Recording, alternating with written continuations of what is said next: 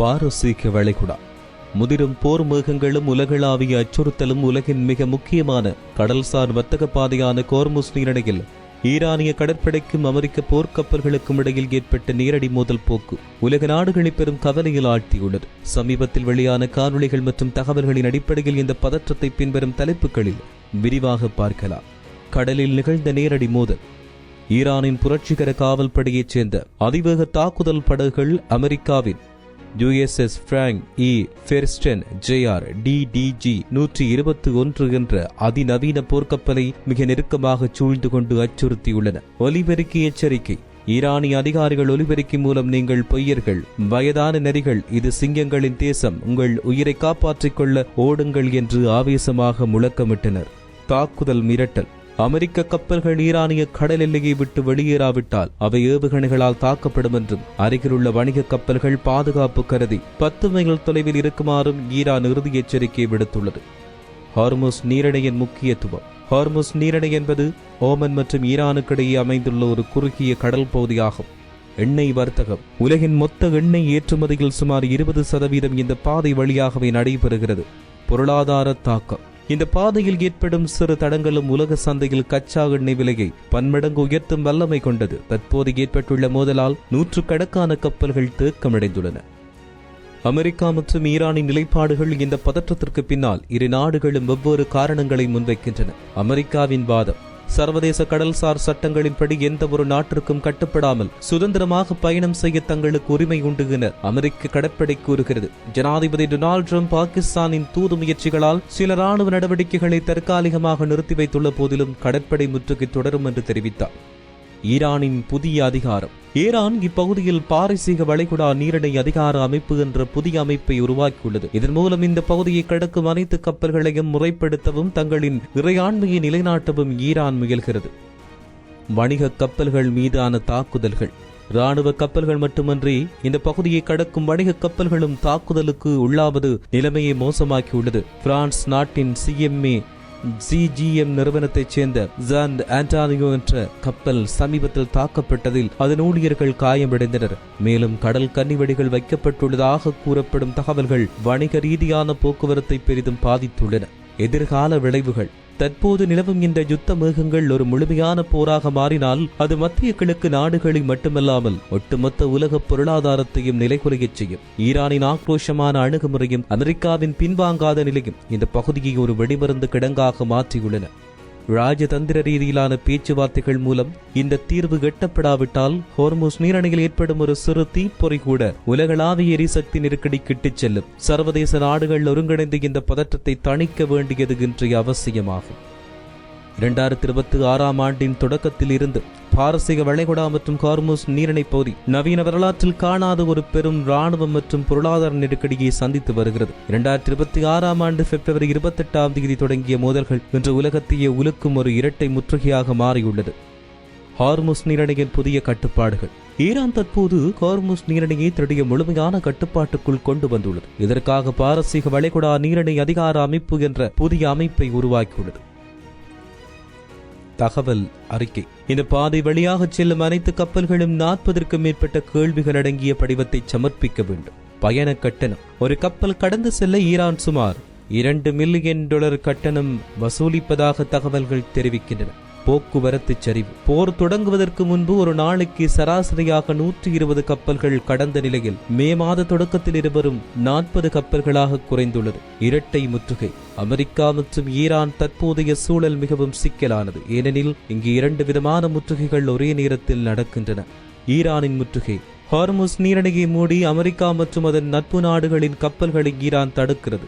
அமெரிக்காவின் முற்றுகை. இதற்கு பதிலடியாக ஏப்ரல் 13 முதல் அமெரிக்க கடற்படை ஈரானிய துறைமுகங்களை முற்றுகையிட்டு ஈரானின் ஏற்றுமதி மற்றும் இறக்குமதியை முடக்கியுள்ளது. உலக பொருளாதாரத்தில் ஏற்பட்டுள்ள பாதிப்புகள். இந்த மோதலால் உலக நாடுகள் சந்திக்கும் சவால்கள் மலைக்க வைக்கின்றன. எண்ணெய் மற்றும் எரிவாயு. உலகின் கச்சா எண்ணெய் விநியோகத்தில் 20% மற்றும் திரவமாக்கப்பட்ட இயற்கை எரிவாயு விநியோகத்தில் 20% இந்த பாதையில் முடங்கியுள்ளது. இதனால் கச்சா எண்ணெய் விலை ஒரு பரலுக்கு $100 தாண்டியுள்ளது. உணவு பாதுகாப்பு. பாரசீக வளைகுடா நாடுகள் தங்கள் உணவுத் தேவையில் பெரும்பகுதியை இறக்குமதி மூலமே பூர்த்தி செய்கின்றன. தற்போது சுமார் 1550க்கும் மேற்பட்ட கப்பல்கள் கடலில் முடங்கி கிடப்பதால் இப்பகுதிகளில் உணவுப் பொருட்கள் தட்டுப்பாடு ஏற்படும் அபாயம் உருவாகியுள்ளது. காப்பீட்டு செலவு. கடல்சார் காப்பீட்டுத் தொகைகள் சுமார் 50% வரை அதிகரித்துள்ளன. இது ஒட்டுமொத்த சர்வதேச வர்த்தக செலவையும் உயர்த்தியுள்ளது. புதிய தரவு அட்டவணை. மே 2026 நிலவரப்படி பிப்ரவரி 2026 ஆண்டுக்கு முன் மே 2026 நிலவரம். தினசரி கப்பல் போக்குவரத்து 120 கப்பல்கள் 40க்கும் குறைவு. எண்ணெய் விநியோகம் தடையற்றது 20% முடக்கம். கடலில் முடங்கியுள்ள ஊழியர்கள் சுமார் 22,500 பேர். அமெரிக்க பெட்ரோல் விலை $3.5 கேலன், 4.5ற்கு மேல். மாற்று பாதைகளும் சவால்களும். வணிக கப்பல்கள் தற்போது ஆப்பிரிக்காவின் நன்னம்பிக்கை முனைவழியாக சுற்றி கொண்டு செல்கின்றன. இதனால் பயண நேரம் 10 முதல் 15 நாட்கள் வரை அதிகரிக்கிறது. இது எரிபொருள் செலவையும் சரக்கு கட்டணத்தையும் பல்மடங்கு உயர்த்தியுள்ளது. முடிவுரை. இந்த நெருக்கடியானது வெறும் இரு நாடுகளுக்கும் இடையிலான போர் மாத்திரமல்ல, இது உலகளாவிய விநியோகச் சங்கிலியின் பலவீனத்தை வெளிப்படுத்துகிறது. பாகிஸ்தான் போன்ற நாடுகள் மேற்கொள்ளும் சமரச முயற்சிகள் தோல்வியடையும் பட்சத்தில் 2026 ஆண்டின் பிற்பகுதி உலக பொருளாதாரத்திற்கு மிகவும் சவாலான ஒன்றாக அமையும். தொடர் வாசிப்பிக். இந்த முற்றுகை நீடித்தால் ஆசிய நாடுகளான சீனா, இந்தியா மற்றும் ஜப்பான் ஆகியவை தங்களின் எரிசக்தி தேவைகளுக்கு மாற்று ஏற்பாடுகளை செய்ய வேண்டிய கட்டாயத்துக்கு தள்ளப்படும். பாரசீக வளைகுடா மற்றும் ஹோர்முஸ் நீரிணையில் நிலவி வரும் தற்போதைய பதற்றம் சர்வதேச சமூகம் ஒரு மெல்லிய நூலிழையில் பயணித்துக் கொண்டிருப்பதை உணர்த்துகிறது. ஈரானின் ஆக்ரோஷமான நிலைப்பாடும் அமெரிக்காவின் விட்டுக் கொடுக்காத இராணுவ முற்றுகையும் ஒரு முட்டுக்கட்டை நிலையை உருவாக்கியுள்ளன. இதன் விளைவுகள் வரும் போர்க்களத்தோடு நின்றுவிடாமல் உலகின் ஒவ்வொரு மூலையிலும் உள்ள சாமானிய மனிதனின் சமையலறை வரை எதிரொலிக்கும் தன்மையை கொண்டுள்ளன. பொருளாதார இறையாண்மை மீதான தாக்கம். உலக எரிசக்தி விநியோகத்தின் இதய துடிப்பாய் விளங்கும் இந்த பகுதியில் ஏற்படும் ஒரு சிறு விபத்து கூட உலக பொருளாதாரத்தை மீள முடியாத மந்த நிலைக்கு தள்ளக்கூடும். ஏற்கனவே கோவிட் மற்றும் பிற போர்களால் பாதிக்கப்பட்ட விநியோகச் சங்கிலி தற்போது மீண்டும் ஒருமுறை முடங்கியுள்ளது. எரிபொருள் விலை உயர்வு என்பது வரும் போக்குவரத்து செலவு மட்டுமல்ல, அது உணவுப் பொருட்கள் மற்றும் அத்தியாவசிய பொருட்களின் பணவீக்கத்துக்கு நேரடி காரணமாகிறது. புதிய புவிசார் அரசியல் மாற்றங்கள். ஈரான் உருவாக்கி வைத்துள்ள புதிய நீரிணை அதிகார அமைப்பு பல தசாப்தங்களாக நிலவி வந்த கடல்வழி சுதந்திரம் என்ற கருத்தாக்கத்துக்கு விடுக்கப்பட்ட நேரடி சவாலாகும். இது வெற்றியடையும் பட்சத்தில் எதிர்காலத்தில் மற்ற நாடுகளும் தங்களுக்கு சாதகமான கடல் பகுதிகளில் இதுபோன்ற கட்டுப்பாடுகளை விதிக்க முற்படலாம். இது சர்வதேச கடல்சார் சட்டங்களின் வலிமையை குறைத்துவிடும்.